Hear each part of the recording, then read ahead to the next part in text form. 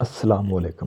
اصلی اور نسلی تاجر کہتا ہے 40 سال گزر گئے ہیں اس بات کو، لیکن مجھے آج بھی اس دکاندار اور اس دکاندار کے بیٹے کی شکل ہر زاویے سے یاد ہے۔ جیسے ہی میرا مڈل اسکول کا نتیجہ اخباروں میں چھپا، میرے تو پاؤں زمین پر نہیں ٹک رہے تھے۔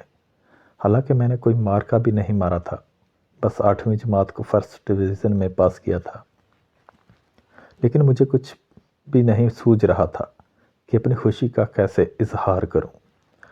دوسرے دن میں نے منصوبہ بنایا کہ اپنے قصبے سویدا سے دمشق جا کر سیر کر کے آتا ہوں۔ میرے لیے امتحان میں پاس ہونے کا اس سے بڑا جشن نہیں ہو سکتا تھا۔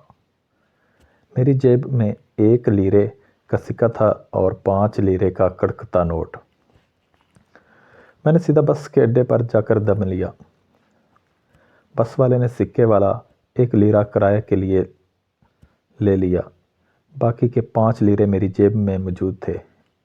میں نے منصوبہ بنا لیا تھا کہ ان پیسوں سے دمشقی مٹھائی گھر لے کر جاؤں گا اور مزے کروں گا۔ میرا شامی کیک خریدنے کا تو پکا ارادہ تھا۔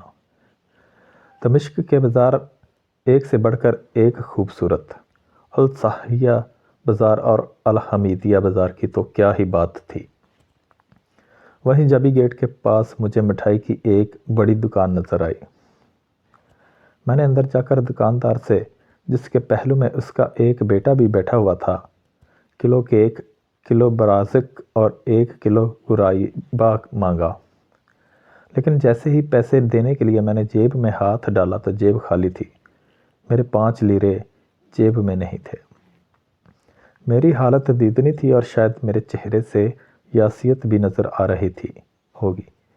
میں نے دکاندار سے معذرت کرتے ہوئے کہا، جناب میں کچھ دیر بعد آؤں گا اپنا سامان اٹھانے کے لیے۔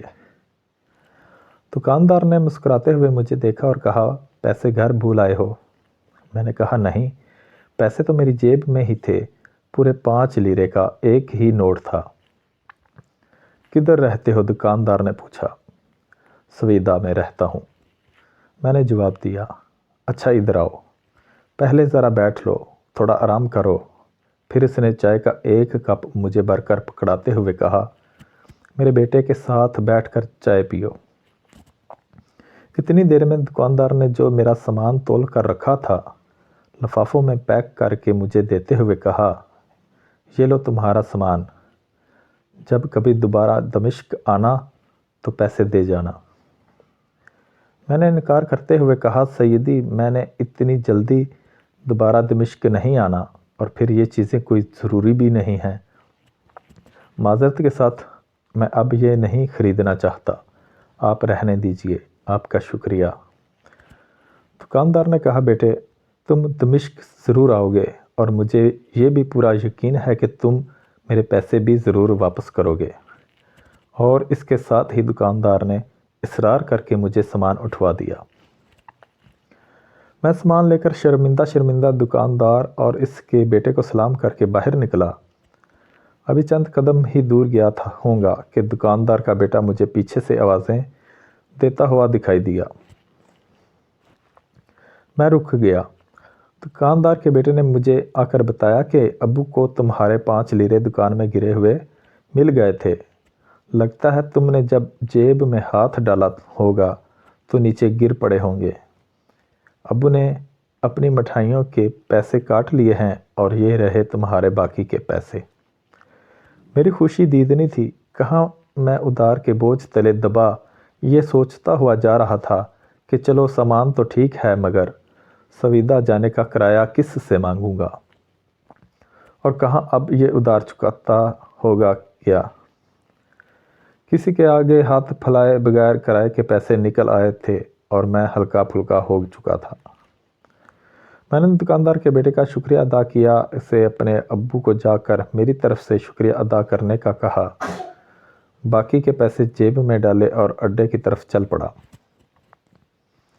گھر جا کر کپڑے تبدیل کرنے کے لیے میں نے جیسے ہی اپنی پرانی والی پتلون پہنی تو مجھے اپنے 5 لیرے کا نوٹ اس کی جیب میں مل گیا۔ ابا جی کو ساری قصہ کہہ سنایا۔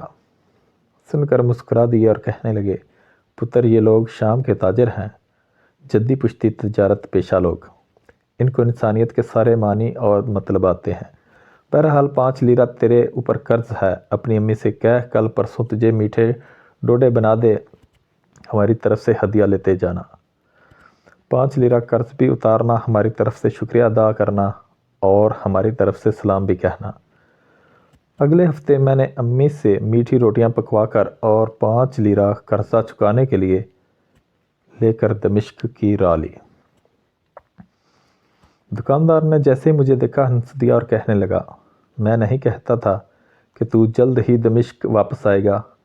یہ 1 کلو ہریسہ میری طرف سے واپس لیتے جانا اور سویدھا کے لوگوں کو میرا سلام کہہ دینا۔